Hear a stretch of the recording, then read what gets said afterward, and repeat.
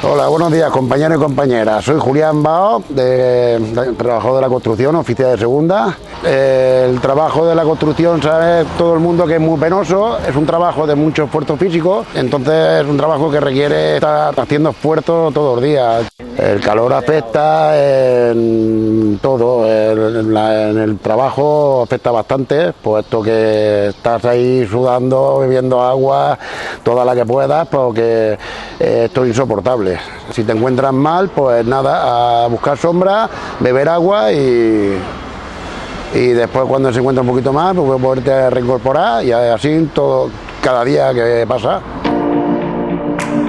Lo que sería bueno era hacer una jornada intensiva e irnos para casa, pero bueno, esto no está en nuestra mano y nada, lo que tenemos que hacer nosotros es cuidarnos del sol y ya está, y hacer tantas pausas como sea necesario en el puesto de trabajo.